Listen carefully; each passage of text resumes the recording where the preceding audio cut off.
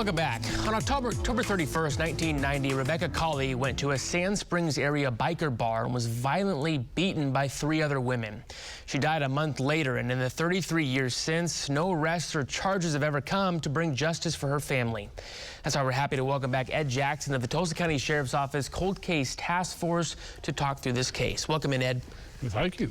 This is a case that had a lot of challenges over the years. It's really made it tough to really get anywhere. It made it almost impossible. Rebecca Colley went with a friend to this biker bar they had a band that night. It was Halloween night, and she wanted to go, so her friend took her over there.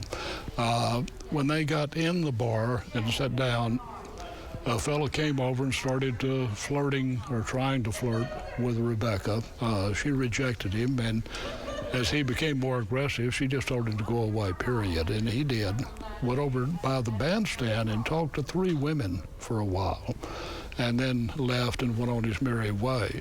Well, these women was giving, especially one of them, was giving Rebecca what I can only describe as the evil eye all evening. And at about 2 in the morning, Rebecca told her friend that she was feeling really uncomfortable, a little bit afraid, and thought they should leave. Well, they left the club, and just before they got to the friend's car, Rebecca said, "Just a minute, I left my cigarettes and lighter on the table. Let me run back and get it." When she went in, she was confronted by the more aggressive one of the 3 women, and she talked back to her in a confrontational way herself. Well, the woman hit her, knocked her down. The other 2 women got involved and beat her. One of them had a bottle and beat her very, very badly. She made it back to the car. They left the scene. By the time she got home in Bristow, she was unrecognizable. Her friend took her to the hospital, and according to them, because she had no insurance and no money, they didn't treat her, just advised her to put an ice pack on it and bring the swelling down. Well, when she got back home, she made a report to the Bristow police, and the officer took the report, but of course that wasn't their jurisdiction. Yep. She also went several times because she began suffering severe headaches, and went to a private physician, and I have no idea of what treatment he was giving. But over 2 months later, from October 31st, November 1st, until January 13th, she was in pain and was getting worse. Well, her friend brought her to Tulsa, to the hospital, and she was admitted, and they ordered an MRI.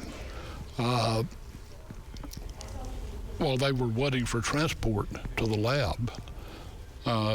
She and her friend, she being in a hospital bed, were laughing and joking, and suddenly she shut up, fell over, and died. Wow. 2 months later.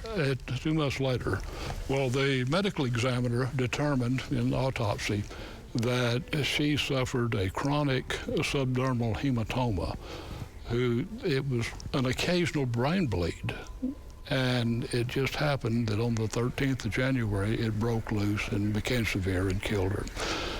When they told Tulsa County about it, that they had a body over there, the sheriff's office knew nothing about it. Never got a report on anything. Just a fight at a bar, no one ever reported it. Nobody ever reported it. Bristow took a report but filed it because of lack of jurisdiction. Sand Springs says, no, it's out of the city limits, it's not ours. And Tulsa didn't know. Well, it was assigned to a detective, and it appears that everybody, at least that the detective found to interview, had suffered mass amnesia. Nobody saw anything. Well, there are people, and I've discovered a couple that were there that night. I've not talked to them yet. But all these years later, Rebecca's children, she had 2, a little 6-year-old girl and a toddler. They grew up without a parent. and they still deserve Justice. some justice for everybody. I'm hoping somebody will help.